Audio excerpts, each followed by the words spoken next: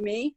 But there are a lot of people on, but out of deference to our speakers who are taking time out, we really want the focus to be on them for the next 50 minutes. So don't panic if you can't see anybody but the speakers, okay? Well, you can't respond, and I got your message, so that's what I wanted to tell you. Well, we're going to go ahead and get started. And we know there's going to be more participants or attendees joining as we get started here. So welcome to our 94th annual Southern Region Conference and District Meeting. We are so honored that you guys have decided to join us for this very important keynote. We are going to introduce Ms. Heidi Schaefer. She is our District 1 Director, and she is a doctor. And as you guys know, she is very active in the human trafficking awareness community, not just here locally in the Boca Raton area, but really the United States and internationally.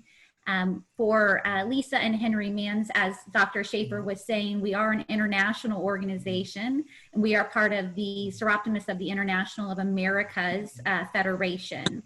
And we have the Southern Region, which is 5 states, Puerto Rico and the Bahamas. And right now we have 14 clubs that go through that area. So today you will be joined by many people from our Southern Region that are honored to be here and are humbled to listen to your story today. But at this time, I'm going to turn the call over to Dr. Schaefer, and we appreciate Dr. Schaefer for setting this session up for us today. So thank you, Dr. Schaefer. Thank you so much, guys. Happy to be here. I just saw somebody say they're joining us from the Mid-Atlantic region. So we have people from literally all across the U.S. Thank you so much for being here. Thank you to any guests that are joining us. Please consider joining our amazing clubs. We have them all over the place. But truly, I'm happy to represent Southern Region. And today I do have the pleasure of introducing 2 amazing advocates, true warriors, dear friends, just beautiful salt of the earth people. Both of these people have been through recovery. They're not ashamed of that. They are doing amazingly well. And they've also endured an additional trauma, which of course is the subject of today's talk. But we wanted to do something through the eyes of a parent to kind of, remind us that our mission here is to help women and girls. And this is a family who's endured what probably most people would consider the worst nightmare you could as a parent. But at the end of the day, there's tragedy and there's hope. And I think their story is one of hope, and it will help guide us when we advocate for women and girls, not just here, but like you said, across the globe. So I just wanted to give you a little bit of background. We are joined by Henry Manns. He works for Broward County as an elderly and veteran services for the Department of Elderly and Veteran Services as the court liaison, currently living in Claremont, Florida with his wife, Lisa. Lisa, who is a survivor of domestic violence and sexual assault.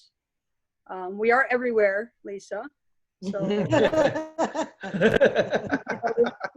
have to be proud, and we have to be a voice for those that don't have one right now. She has been with the Department of Corrections for many, many years. She is a social worker, and she's also a real estate agent. So if you want to buy a home, call Lisa. In addition, they have now opened Catalehi House, which is a nonprofit dedicated to the fight against human trafficking. And of course, you guys can speak a little bit more about that at the end if you'd like, because it's a beautiful mission and obviously inspired by your daughter.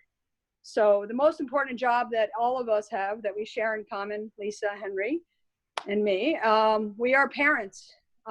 It's a tough job. Definitely what you've endured has been a really tough road.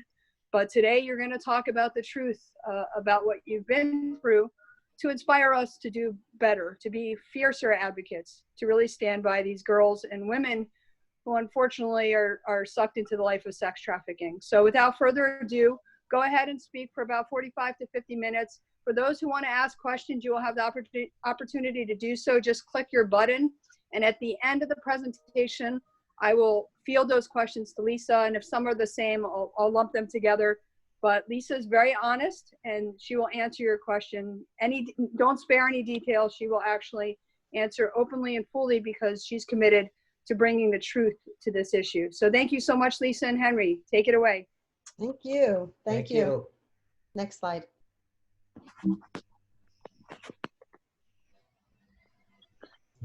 Next slide. So I want to start off by saying this. People think this is an issue of transportation of people who are smuggling people, when in fact the real issue is the exploitation of people. This happened right in our home, and we never expected anything like this to happen. I'm going to leave the mission of Kalahi House toward the end. I'm going to get directly into our story. So you could go 2 more slides up, and you'll be with me, Michelle. Next one. Yes. No, we don't want to do the definition. Everybody here knows the definition. Next one. That's our daughter. Yes, that's our baby. Go ahead, you can talk about her. I'm going to start by, first of all, thank you for having us. And it is such an honor to be able to share our story, and hopefully it will be also encourage and inspire others to be more informed, to look for signs of human trafficking. This was something that caught us totally off guard. I am a loving father who comes from a domestic violence background. With my own parents, I've witnessed this throughout most of my childhood. For myself, because I am the only son and have 3 sisters, I did not want to inflict this on any woman or wife that I would have, to expose that to my own children. So I became very self-conscious of things like that, to not have that be inflicted on any children that I, have of my own. And when this caught us, I was devastated. I am also an ex-heroin addict, and our daughter is our inspiration. And I am so blessed to have her. I am so blessed to be able to have her support with sharing her story and our story. Cadillac House came from my daughter being trafficked. Let's talk about the family. We have a very Close family, yes, we do. So in the next picture, you're going to see a picture of the whole family together. So we, the way we raised our daughter is, she gave her life. She did give her life to Jesus at 9 years old. She was baptized, and you can see in that picture, this is my son, my daughter-in-law, my son-in-law, my sister-in-law, my grandchildren, my mom and my dad. When this happened, we lived in Plantation, and it was my husband, myself, my daughter, and my mom and dad. And we all lived together because we're the caretakers of my parents. And my parents are elderly. They're in their 80s and 90s. So we never expected that something like this can happen in the area we lived in. We didn't expect it to happen because she wasn't raised in a place where she was around drugs or sexual abuse or even domestic violence. So this really came to a shock to us when we realized the transition that Ilana was in with her life. So go to the next slide. I'm going to talk a little bit about how this happened to her. So there's 5 things that children need as they're being raised: is shelter, love, food, stability, and safety. And we were able to provide all of that, but what we couldn't do is we couldn't protect her. We weren't able to keep her safe. So as she was in middle school, our daughter was raped in middle school. And that was her introduction to sex. And that's what made her become vulnerable to being trafficked. Though at that time, we still weren't able to know what would happen later on. She was raped. She went to counseling. We thought she was fine, but of course she was too young to even process or comprehend what happened to her. So basically that caused her to have low self-esteem. That low self-esteem is what made her very vulnerable to being trafficked. And so we're going to get right into, and I'm going to have my husband talk about, what this, I'm trying to call him a man, what this person looked like, and I'm talking about her pimp right now, what he looked like, and how he crept into our life, but even how he was able to trick us. And we really thought that he was, in the beginning, a good guy. We really did. So he's going to talk about the manipulation, and he's going to talk about what this looks like. And this is really, really important for everybody to listen to, because this is going to give you an idea of how you can identify what a Romeo pimp is and what that looks like.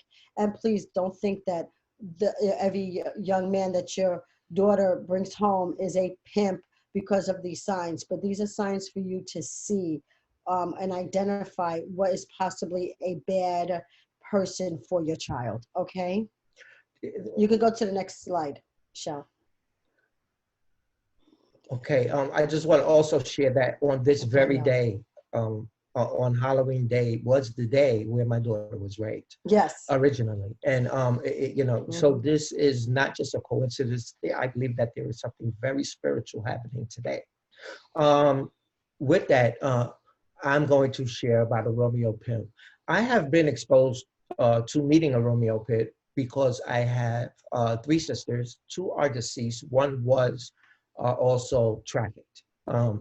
And they do come across as a very sweet talking, charming, glittery, well-spoken, polite person. They seem to be very family orientated. They seem to have good values, morals, and they want to sell themselves as such. Their agendas are totally different. And with that, I would just say this, like my wife was saying, please don't think that every male that you meet or your child may meet to be concerned about that type of approach, because some people are genuine in their presentation and who they want people to perceive them as. What you need to pay more attention to is your child's behavior when they meet people like this. And I say that because that's where the highlights come in. So I'm going to talk a little bit about what this individual looked like when he came into our home. So he was a young man and he has a daughter. And so she brought him home and she introduced him to us as her boyfriend.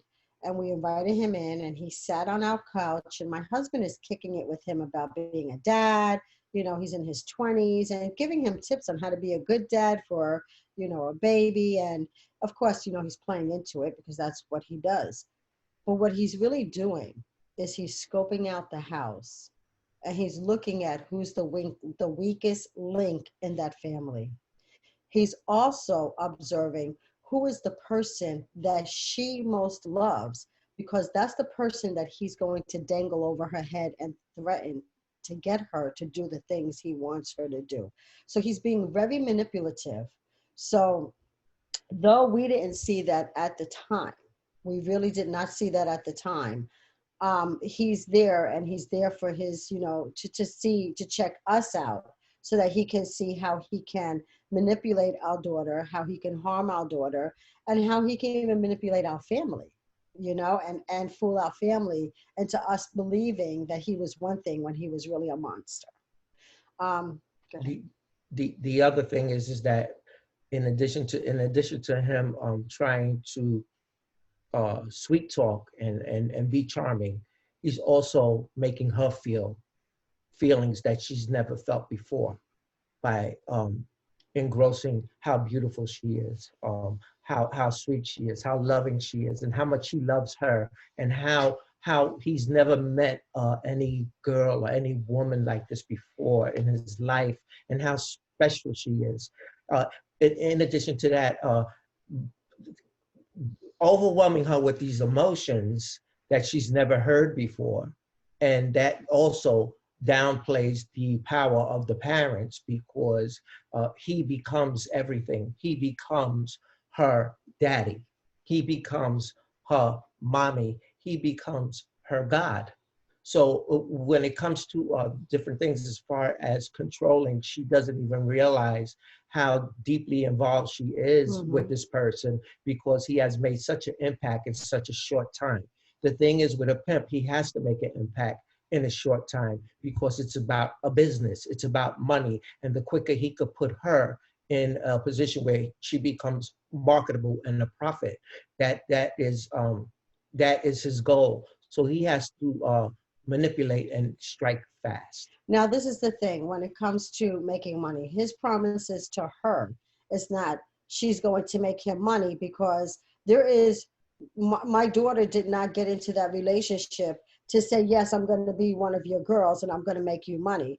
My daughter got into that relationship because she believed that he loved her. His promise to her was that they were going to have a loving relationship.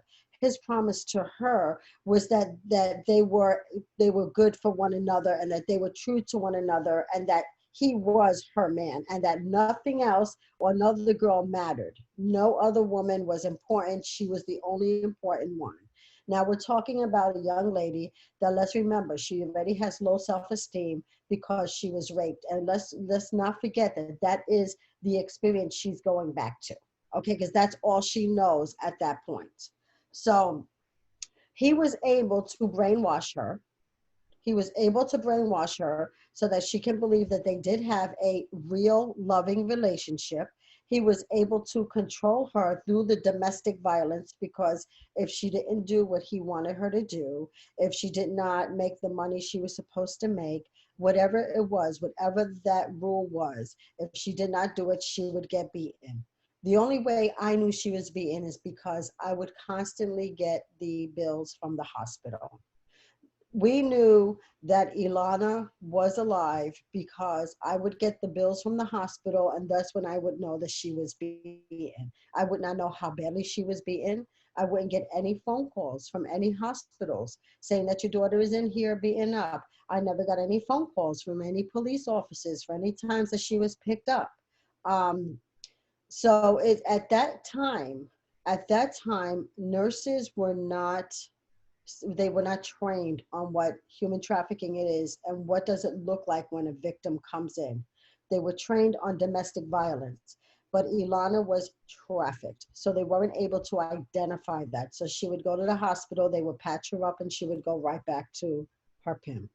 And this was a back and forth thing for a very long time. Say one more thing. Sure. The one thing I also want to point out is that when he did use violence, he made it seem like it was her fault. He would tell her things like, if you didn't do Yes. that, I'm trying to protect you and you don't listen. This is why I hit you. And she believed that because she really believed in that dream that it would be him and her one day and all this would be behind them. So that also gave a stronghold on the controlling, where she would basically talk for him in a way where, well, let me ask him first before I go and do this, or before I, go with you somewhere, or before I go out to eat, or anything social. Let me see what he thinks first. And that's because she was not allowed to make any decisions on her own. Basically, it was like asking to go to the bathroom. Baby, I'm just going to go use the bathroom instead of just getting up to go use it. I mean, the small things are so important, because those are little things are what that give that stronghold very, very fast. Let me ask first, everything. Well, with the gaslighting, it says manipulate as though they are choosing that lifestyle. And he was very good with that, because I remember one day I asked my daughter, I said, how did you get up and do this every day? I mean, besides him giving her a whole bunch of drugs and her having to be high to do the sexual acts. I said, how did you get up every day and do this? And she says, Mom, it's just like you getting up to go to work. And I was like, what? She says, it was a job. And that's what he made her believe. He made her believe that she chose to do this. He made her believe that she wanted to do this, that she was a willing participant. And I told her, I said, you know what? That will you had was taken away the day he beat you. The day he beat you was the day that you had no more will. The day that he choked you, the day that he distorted he detached her retina in her eye.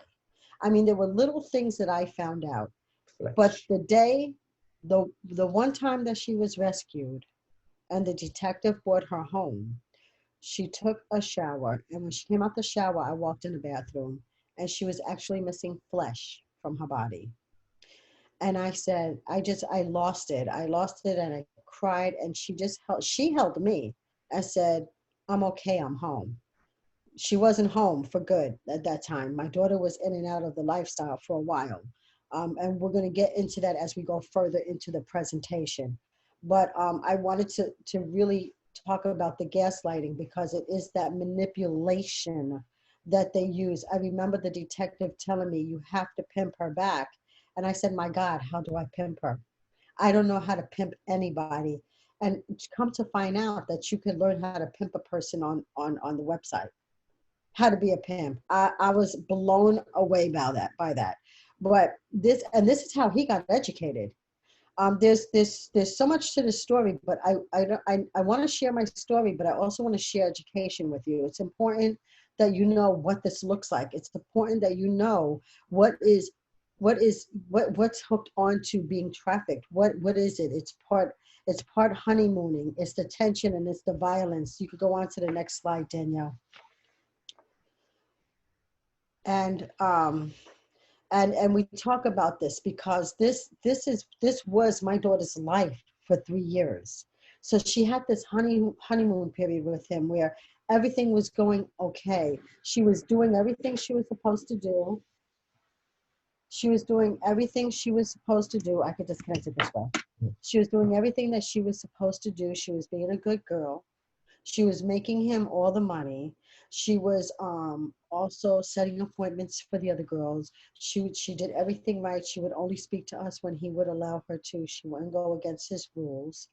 And then came the day that she did something on her own, whether it be that she snuck a call to me, or whether it be that she didn't make enough money, whatever it was. Then here came the tension. You know, she had to be really careful with what she did and how she did it, because if she did something that was wrong against him, well, you know what?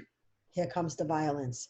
This is when she was beaten. This is when she was kicked. This is when she was choked. This is when whatever it was that he needed to do, this is what it was. Now, during this period of her being in the lifestyle, all I could do was create a room in her closet and make that my war room. And I'm a believer, and I'll say it, I'm a believer, and it was Jesus that has gotten us through this, because honestly, it wasn't us on our own. And I built a war room in her closet, and I would just sit there and I would pray, and I would just pray that God protect her and kept her alive. And I just want to say real briefly, this honeymoon suite is a short period. This is a period where the investment comes in, and I'm going to also label that as investment, because this is where he is putting money out of his pocket and time to invest in this product, because that's what he views her as. So this is where he takes her out to dinner. This is where he takes her out to clubs. He takes her out to different places that she's never seen before. And this is what enlightens him in such a good manner. The tension comes when, I'm starting to run out of money. It's time for you to help me. So she does feel indebted because he's exposed her to so much. And now I don't have it like that anymore. And she begins to feel guilty. She begins to feel like, I owe him. I've never had anybody do this for me, and I want to do something for him. Then it is also where, you owe me. I did this for you. You should want to do this for me. And if you don't want to do this for me, this is where the violence comes in. Now I hit you. I hit you because you know what? You're not being fair. I've never had a woman like you, and I did everything I could for you.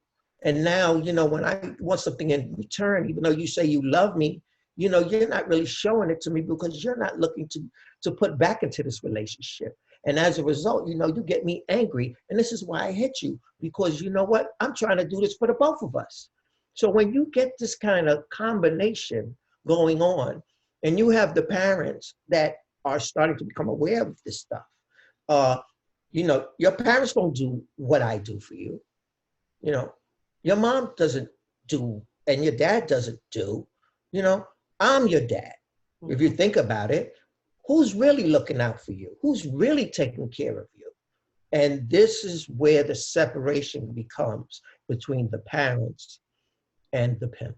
And she starts to believe this. And so it was at the point where she would have to ask permission to come and visit us. And there was a day that he allowed her to visit us on the condition that she kept her phone on in conversation with him for the whole time she was at our house so that he could hear every word that's being said to her. Because if she would have said something that was not right, that would have been a big fight for her that evening. She would have gotten beaten.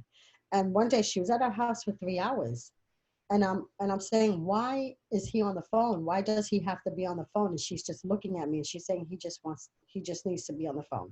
I want him on the phone. It's not him, it's me. I want him on the phone. I want him to hear our conversation, because she felt the need to protect him. She felt that need that, you know, she didn't want us to say it was him, him, him. Also, and what didn't dawn on me at that time was that if she would have fed into what I was saying, she would have gotten beaten, because he would have looked at her like, you caused this, you were agreeing with your mother. So, and I didn't realize that at that time. So it's you know, that tension, you know, she felt like she had to. She felt like she had to agree with him. She felt like she had to satisfy him. There were a lot of things that we were noticing during this time. And still, I found myself in that closet praying. I found myself in that closet praying constantly. I know that's why my daughter is alive, because I know that the prayers went up to protect her during this time of her life. It was very bad. We were sending the police over to his house. You see, the one thing was that we knew where she was. Okay, the one thing that we'll get into here is that my husband knew how to find her. So she would post, she wouldn't post, he would post her ad on what was back then, back page. That's what it was back then, back page. And he would post her ad, and my husband, being the street guru that he is, would know how to find her. He would know how to find her on Backpage. He would know which picture was his daughter. He would know which hotel she was at. So we would know what hotels to drive through in the middle of the night to see if we could get a glimpse of her. We would know the circle of the hotels, because they were never in one hotel. So he would move the girls from one hotel to another, one hotel to another. So we knew what that circle of hotel was. So we would know which hotels to drive to, because that's the way we needed to know. We just needed to see her. I just wanted to see her. I just wanted to make sure that she was alive. She was very thin. She was skinny. She wasn't eating right. She was getting beaten. She was being sold. And I just needed to know for myself that even throughout all that she still had breath in her lungs, that she actually was alive. So even though he was able to find her on Backpage, we would go out at night and we would look for her to see if we could get a glimpse of her. You could go to the next slide. Okay, I'm going to talk a little bit about the signs. Bruising, scars, burns, cuts in non-apparent places. My daughter had her pimp's name tattooed by her private area. That was devastating. I did not see that, but her mother did, which is a form of branding, putting his mark on her body permanently. When she would visit us, when she was allowed to see us, yes, she was disorientated. She was confused. Her conversation was scattered. It was on everything except for her and him. She would just basically let us know that she was okay, and that there were yes or no answers, very short-ended. Things that she did not want to talk about, she would quickly tell us and get upset, extremely upset, to the point that she would say, I don't want to discuss this. So therefore, to find some type of ground to have a conversation was very, very, very challenging, because of the confusion, because of the control, because of the fact that he was listening on the phone. even when we didn't know. He would have that, she would have to turn that phone on.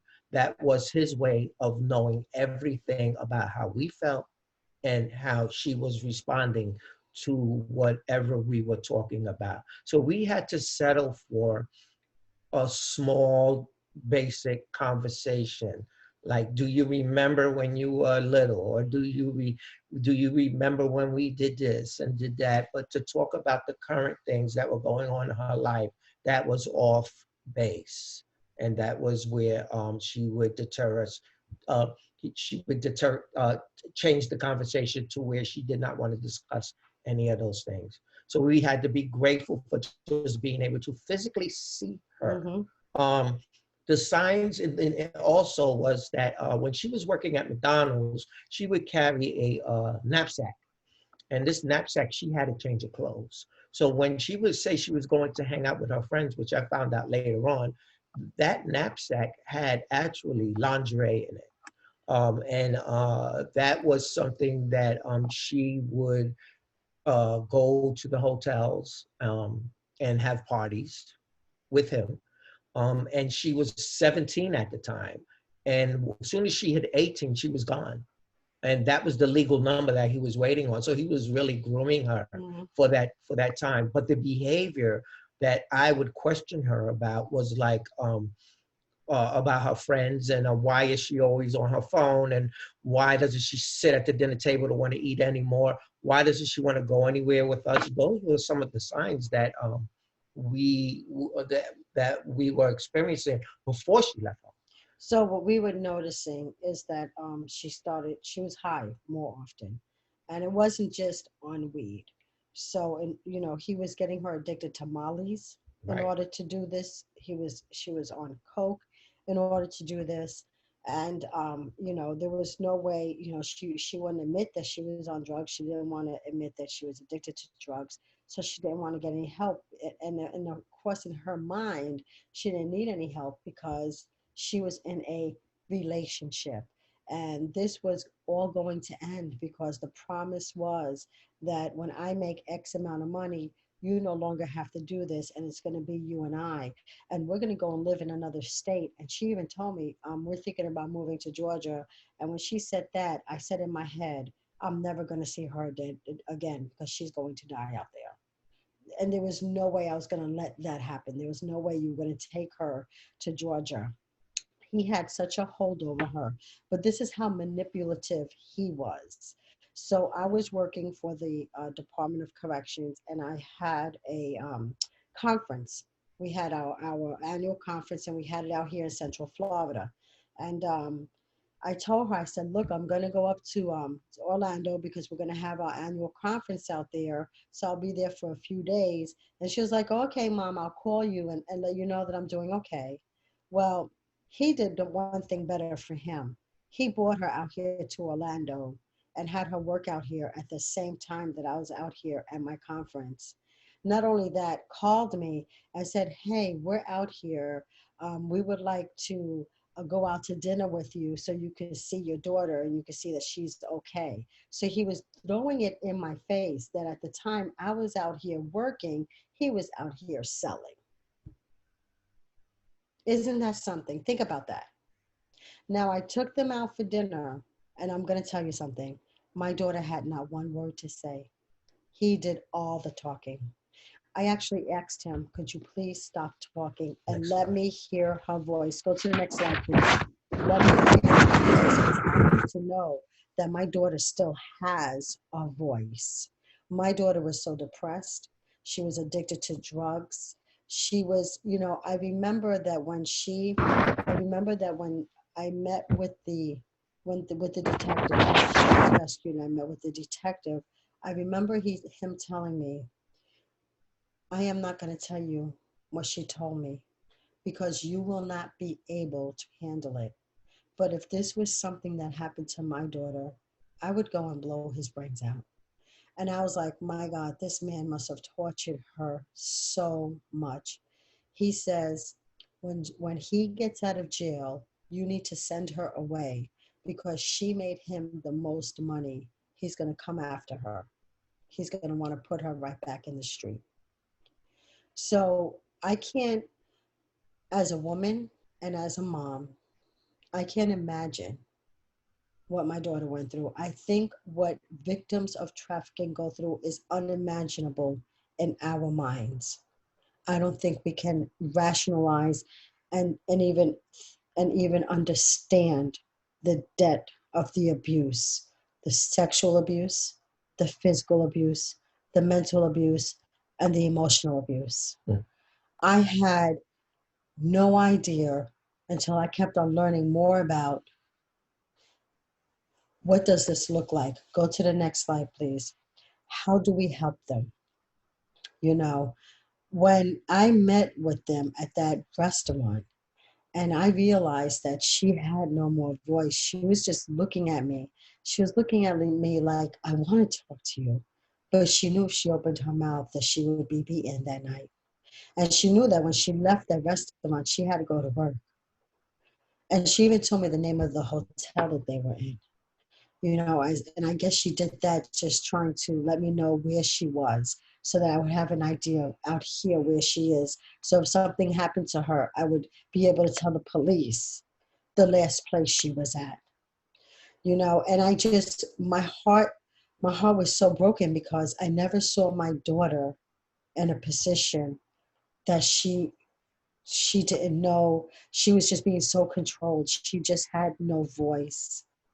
She had no voice. Go to the next page, please.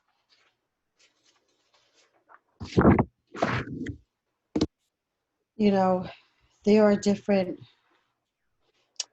there's different ways that a person gets trafficked. There's so many different types of manipulation. There's so many different lies. There's so many different false promises.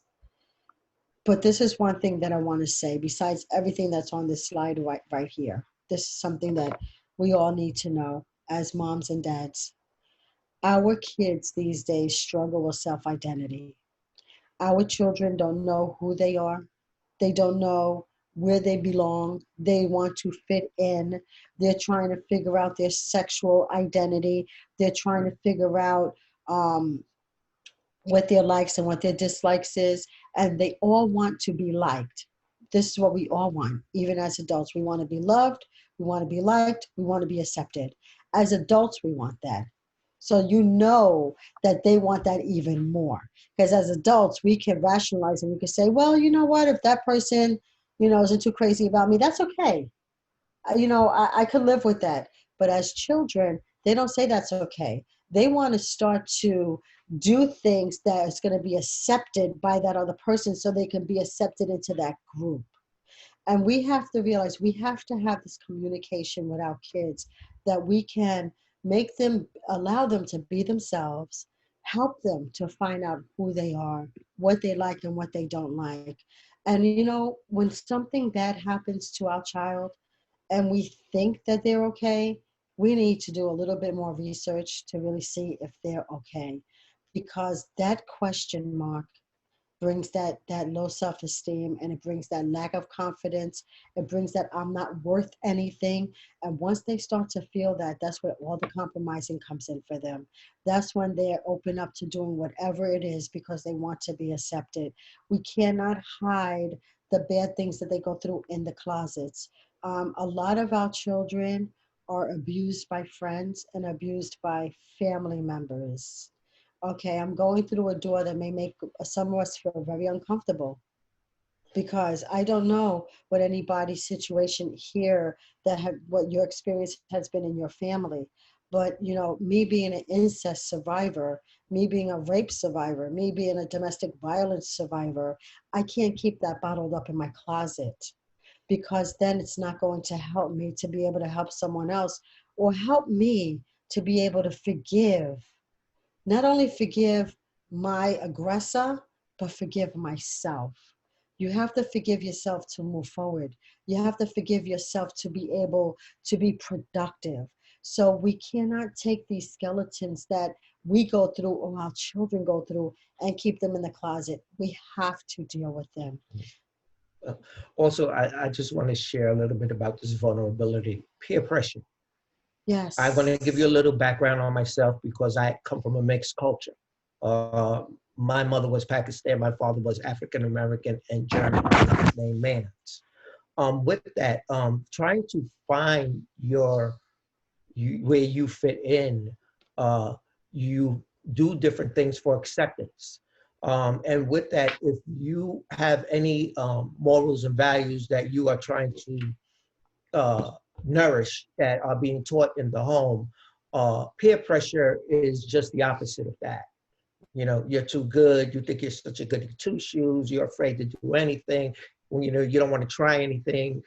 You know, I really like you, but you know, you're really not that cool. And you find yourself maybe taking that sip of alcohol, or you may find yourself smoking marijuana, or you may have tried something sexual, even though inside your heart you weren't ready, and that was because of peer pressure and trying to identify where I fit in. And that was one of the issues that I used to address with my daughter.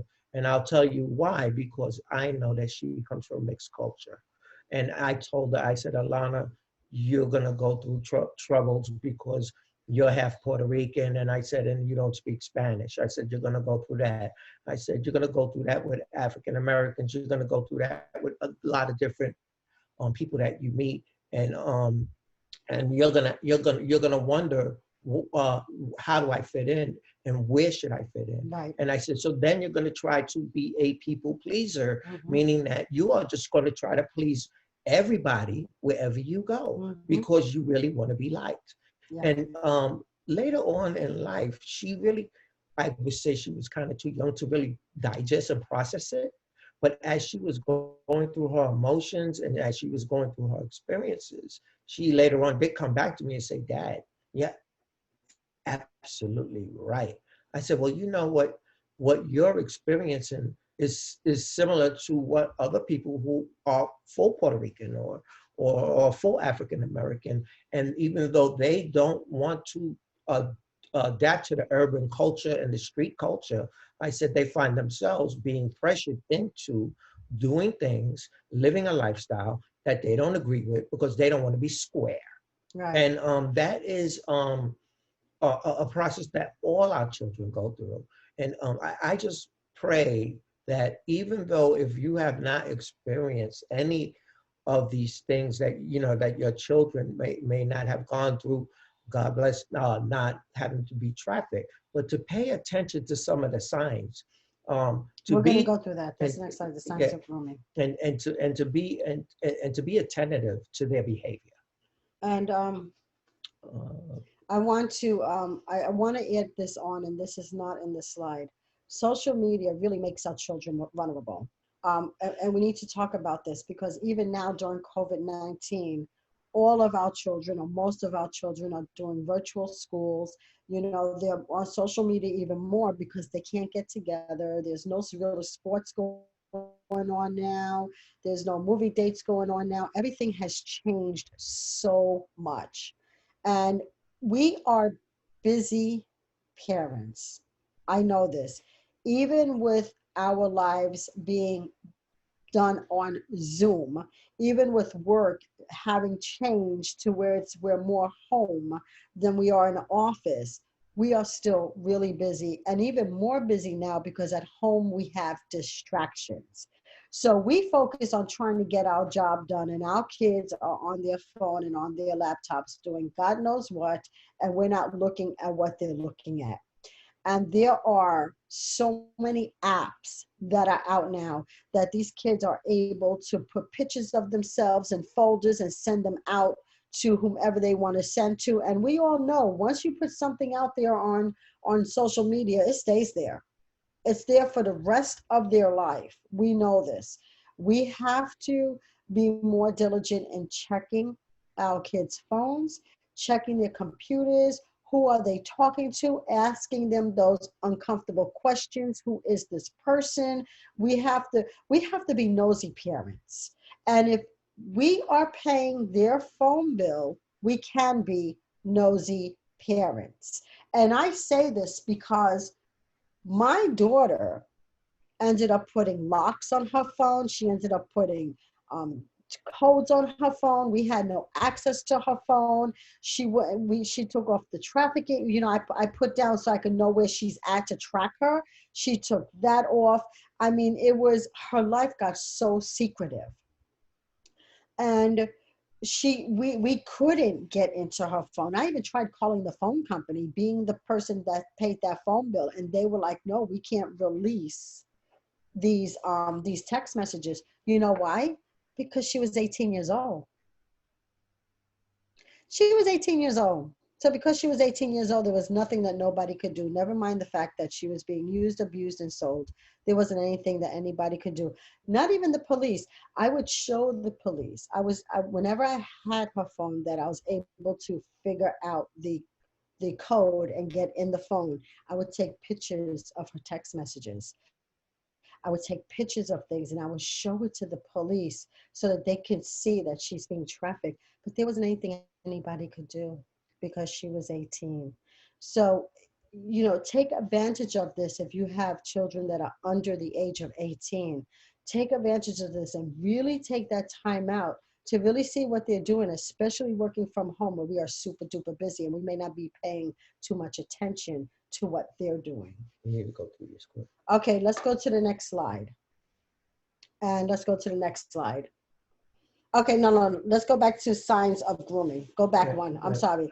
I spoke briefly on that. Now it's kind of repetitive, but the thing is that yes, gifts, you have to pay attention to expensive gifts like cell phones, clothing, things of that nature, jewelry. You know, sudden changes in the way they dress. Are they more revealing with their bodies and you know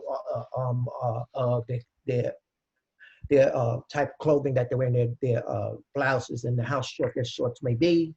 You know, tightness of their clothing. That is very important. Secrecy with people, definite, big one. Why? Because when they say they got to take this phone call and they got to walk out, you got to know what's going on with that. Mm-hmm. These are signs of grooming. These are signs of secrecy to isolate the parents, where the individual, the child, the young adult, 18, I'm 18, I'm grown, that type of attitude, that my life, those things there are very, very, very crucial. Being influenced by friends, like this is my best friend, my BFF, and why? If this is such a good friend of yours, how come you never brought them to the house? You know, a very important thing I used to tell my daughter is that if a guy really likes you, he wants to bring you home to his mother because he wants his mother's approval. My daughter's her pimp's mother was involved in trafficking my daughter. Little did she came back and said, well, Dad, I met his mother, and his mother is what, you know, so he must really like me, because I guess he heard me say that. So he brought his mother into the picture, and his mother was part of his business. And little did I know that she was involved with pimping my daughter and some other girls. And so I had to be careful. But I just thought that, you know what, I know as a male that, you know, if I had a girl that I was really serious about, I wanted to bring her home to meet my mom, you know, because I wanted my mother's approval. So those things there are very important. Signs, go to the next one, signs of trafficking. So some of the signs of trafficking is that what we noticed is our daughter went through a depression. She was isolated. I think she was forced into isolation, honestly. But then when she was rescued, she remained isolated because she did not know how to deal with life on life's terms. You know, she was branded.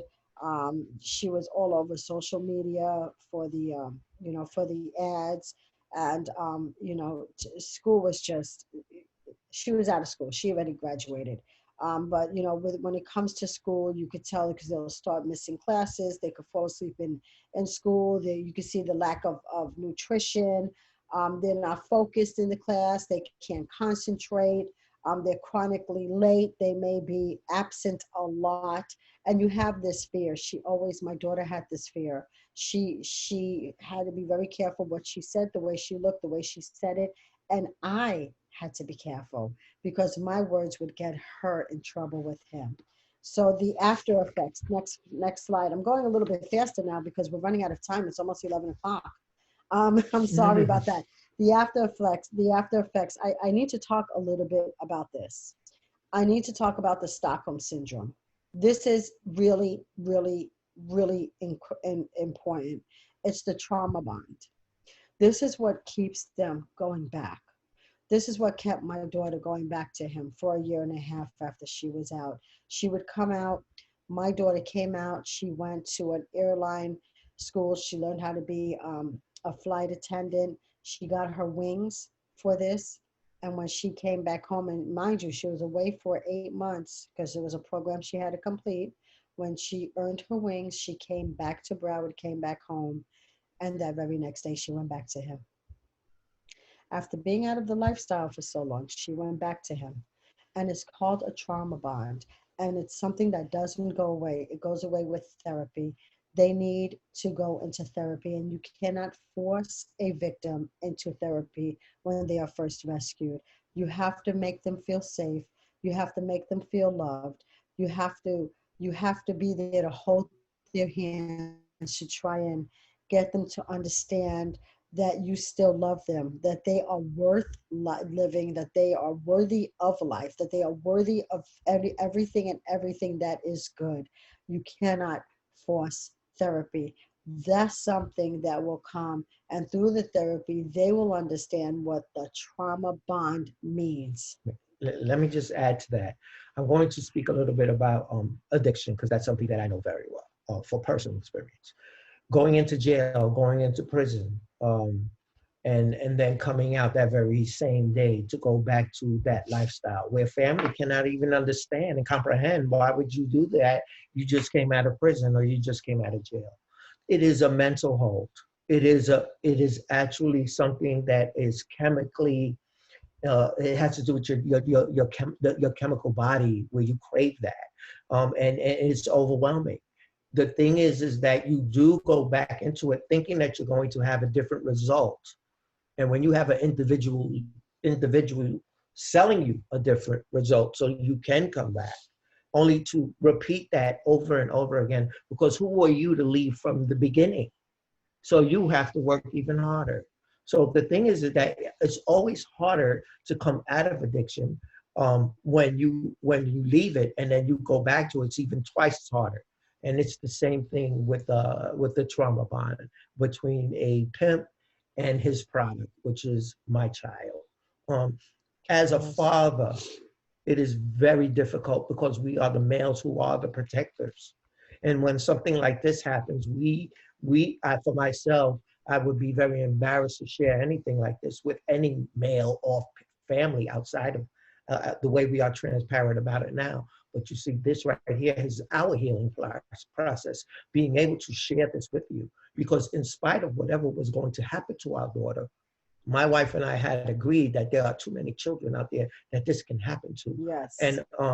And to learn what kind of support system is out there, as far as from the legal perspective, in addition to the emotional perspective. This is why Catalytic House is what it is today, because there are plenty of fathers out there that want to grab a gun like I did. And you know, when I saw my wife broken, and I seen her in that prayer closet and she's praying, and I'm saying, you know what, I want to take my gun and shoot her. And you know what, I don't care about the consequences, but then I think about, where's that going to leave her? And in addition to, is it going to make it even worse for my child? So having to be transparent about my recovery, which is going back 30 years ago, that's easy to talk about because it happened 30 years ago. But what about my current stuff that's going on with my child? And that's even more embarrassing, because what I did to myself so I could reveal that. But what's going on with my child is something that's secretive, and it's very hard to be transparent and forthcoming about.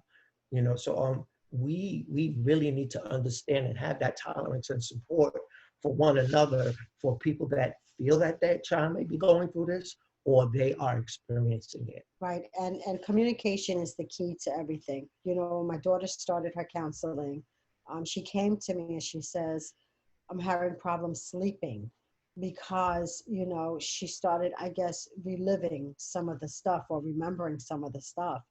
And so her therapist put her on something natural to help her sleep because my daughter refuses to take any kind of psychological medication. She feels that with the therapy and with talking that she can handle this. And so who am I to say she can't? You know, as long as she feels that she could do this, I just want to support her. You know, so we talked about some of those dreams that she had. You know, one day she had this dream and she ran in the bathroom and she does have a boyfriend now. She's been out of the lifestyle now about a year and a half, 2 years, about 2 years. And she's in a relationship. Yay! She's in a relationship. And this young man though, you know, he's better than the last one. He's a nice guy. Actually, he was a big part of her getting her tattoo covered up. He was the one that convinced her that she's not a piece of meat. She doesn't belong to anybody. And he was not going to touch her in any shape, way, or form while she had another man's name on her body. I guess that's something about the macho stuff. But he played a big role in her getting that tattoo covered. And when she had her dreams, she would call him and he would walk her through that process because it was like in the middle of the morning and she felt comfortable going to RJ and talking to him instead of, you know, talking to me. And that was fine. That was perfectly fine. So, you know, she's in school now. She's going to school for billing and coding. She really likes it. She just lost her job, unfortunately. She'll find another job. She's not with us out here, living with us out here. She now has her own apartment in Broward County.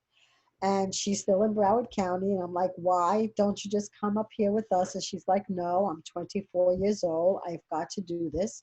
So it's her first apartment. And she was very upset the day she lost her job. She called crying, I don't want to lose my place. And we just told her, put your resume on Indeed and get back out there. That's it. Get on the horse and ride it. Stop feeling sorry for yourself. You're 24, you're going to school. This job was not your career. Find something else. So she came to visit us this weekend. So yay, we have her with us now. I am so excited because I get to hang out with my daughter after this conference is over. And I am just so grateful to God that today I have my daughter because she could have been dead. It's important to know also that we enjoy her and that not to ask about the past and not to pry. Allowing her to be forthcoming about whatever it is that she wants to talk about. And just being grateful for that without someone controlling what she says. So we're done. I don't want to get into Catalehi House yet. I would like to open it up for questions, Ivy or. Yes. Okay. I don't know if people can see me, but I just wanted to thank these two wonderful, brave souls for sharing the truth. I don't know if you've been able to see the comments coming in, Lisa and Henry. People are thanking you. They're obviously inspired by your story. You gave amazing tips on how we can keep all of our kids safe. And actually, Alex Ortiz is talking about his organization, which is Child Rescue Coalition, that they go after the pedophiles online, as you know, and do a great job arresting these people. Now, somebody did have a question, and it's interesting because the question is from Anonymous, and it talks about, didn't this guy have a rap sheet? Were the police already onto him? Is there any way to have, you know, gotten resolution earlier for your daughter? I don't know what the status of the case is. Can you shed some light on how the police responded? And also, eventually talk about Catalehi House, because to me, that's where you guys are headed. That's the gift you're going to give to all these other parents who are enduring this horrific tragedy. But now there's a happy ending for your daughter. So I'm so happy to hear that. Thank you. I'm going to share this. This is very important. I'm not knocking law enforcement. the support that we were expecting was, how could you allow this to go on when you know that this is happening?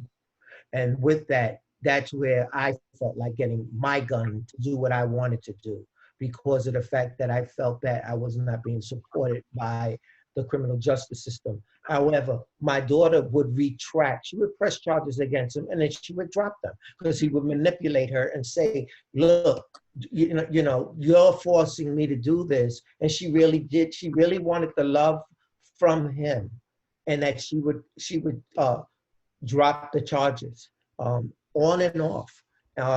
My daughter went through 8 hours of testimony against her pimp in the beginning, and later on retracted that. We relocated her to live with friends in South Carolina, and she literally went back to him while she was in South Carolina, where the friend said, listen, I got no control over her, where she manipulated her way back to Broward County. That's right. This has been on and off all the time.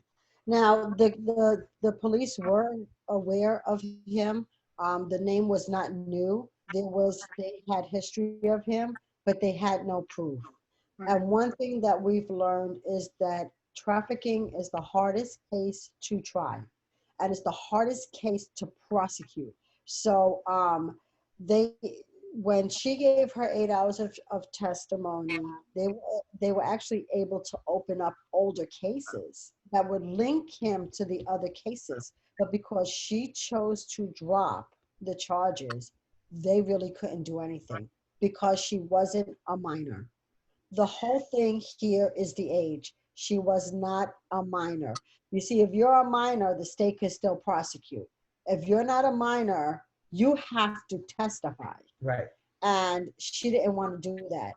She didn't want to go through it. So even though the police knew who he was, knew him by name, knew of other allegations against him, knew of other girls that he trafficked, knew of other dealings that were going on, they did not have enough evidence to prosecute. But they were able to rescue her. They were able to bring her home, and she was able to have an actual healthy relationship with her detective, even though she went back out. She went back out, and that detective still kept in contact with the family and actually told me, if you ever want me to go to the house and she's there to talk to her, I'll be more than happy to. So, they did their best with what they can do, but she dropped the ball, and because she dropped the ball, they couldn't do anything. And that happens quite frequently. It happens quite frequently, it does. And any other questions? Anybody else have any questions? You can put them in the chat. There's a lot of beautiful comments. I hope you guys can read them, Lisa and Henry. And I just really want to thank you on behalf of, doing this. This is the real reality. We've all heard about trafficking. It's this thing happens to everybody, but our kids. But the truth is, this is very close to home. I have a 13-year-old son, and unfortunately, I've had to have that conversation. And I do look out for signs, and nobody's exempt. Unfortunately, this is a crime that strikes everybody, and it does strike adults. And it is so much harder to prosecute the adult cases because you really have to prove intent, and these people have to testify. And Florida, unfortunately, is one of the few states that has a law in the books that allows depositions for victims. So now that poor child has to go in front of 6 or 7 different lawyers and tell their story again and again and again, and explain why they chose to go to that hotel, and didn't they know what they were doing, and didn't they decide to give 14 blowjobs that day, or whatever it is. Yeah. And they traumatize these children again and again. So we're working on getting that taken off the books in Florida, because we're one of the few states that still has that. But please, Dr. Heidi, do it. You can do this. I'm working with the state attorney to do it. But at the end of the day, the laws have gotten a lot better. I think law enforcement is doing a better job, but it's people like you that are willing to share your story and say, this isn't some dark secret. None of your secrets should be dark. What you've done today, I know there's people, obviously you can't see them all, but there's a lot of people on the line who we've all endured some pretty tough traumas of our own. And I probably should have given a trigger warning. So I'm so sorry that I did not. But this is happening in a lot of households, not just here in Florida, but across the world. And we are just so happy to have both of you share your testimony, but also give some hope You know, your daughter is a beacon of hope now. She's been through the darkness, and from that closet that you prayed in for all those years, she is now, you know, she's getting help. She's got a healthy relationship. She got her tattoo undone. Yes, she's a And she come survivor. home She's to a you, survivor. and you don't have to ask permission to see her anymore. And it's We're just, I hoping, know, you thank know, God. you know, we're honestly hoping that one day she will be more willing to be part of this, to inspire other people. Yes. I will tell you this, and it's very important for any males that are listening. Please, I know we're protectors of our family, and I'm the first one to say that. And I felt like a failure as a protector because I wasn't able to protect my daughter. I found the strength of being transparent about this instead of being angry and taking the law into my own hands or feeling that I had to do something.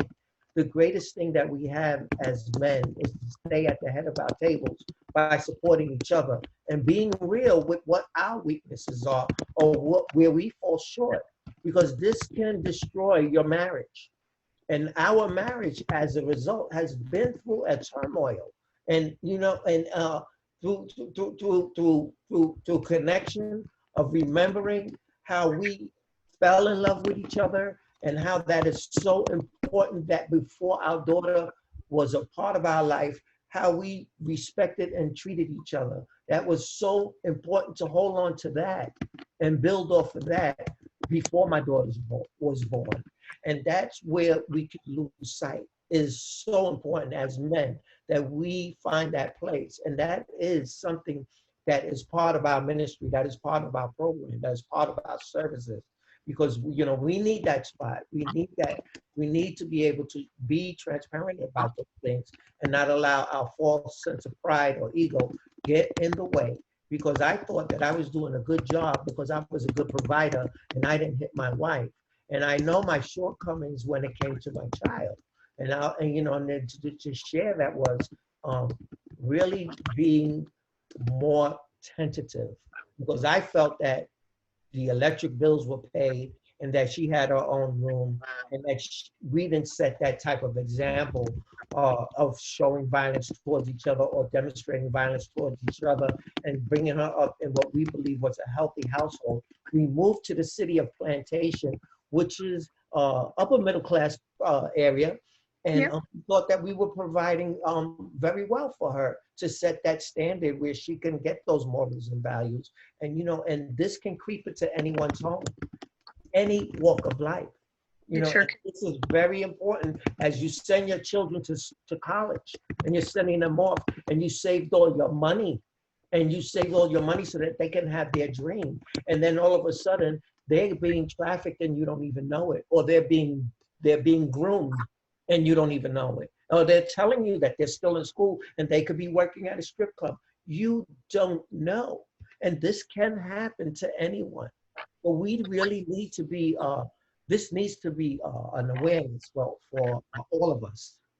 Well, you guys have definitely shared some amazing history here. And it, like you said, this can happen to anybody. One of the questions that just came in asked, how did the parents get the child away from the pimp? How did it finally end? How did she come home? Well, she went back out and he almost killed her. They were in the motel and he strangled her. The manager heard the yelling and the screaming and the banging, and he opened up the door and he was strangling my daughter, and the hotel manager actually was one that saved her life. She went to jail for domestic violence. She pressed charges on him for domestic violence. He served maybe 1.5 years in jail. But this is what she did. She never dealt with the human trafficking, and she said, I'm not pressing charges on the human trafficking. She kept him in jail for the domestic violence. She went for therapy. She got help. And then he came out and she just had never went back. She just didn't go back to him. I think that was her final experience, or that was the ending for her. It was the fact that he almost killed her. So she was able to stop. Okay. Well, thank you guys so much. If anybody has any questions, I'm in touch with Lisa and Henry. Often they're my adopted parents, so to speak, and I love them very much. And they're warriors. And if there's a burning thing that wasn't answered today, feel free to reach out to me. Maybe we can have you guys back again in a future conference. Your message is so important. The messages that are coming in, they're mostly comments. If you get a chance to read them, everybody's thanking you for your honesty, for your ability to forgive, for you're embracing your daughter after all this. A lot of parents wouldn't be able to do that. So you guys are truly heroes. I appreciate you. I think our next session is at 11:30. It will have to deal with pillars. It's a live panel. It'll be definitely less emotional, I promise you. At 11:30. But I just want to thank you both so much for your bravery and obviously sharing, this very important message. We talk so much about this phantom trafficking thing, and I personally, am very engaged in this fight. But with the permission of your daughter, you're speaking today, and it really makes a difference. The comments that are coming in are all saying that it's so much more powerful when you hear from someone who's been through this, rather than just somebody listing a bunch of statistics, which really doesn't hit home as much. Right. So thank you guys. God bless you. Good luck to your daughter. Send her our love. And please consider joining Soroptimist Daytona. It's not too far from you. I'm going to put you in touch with the president over there. Yeah, please do. I just told somebody that I want to join the Tampa. So yes. Oh my God. Awesome. All right. Thank you so much, guys. Have a great day. Thank you for everything. Thank you. Bye. God bless you. Bye-bye. Love you. Bye. Love you too. Bye-bye.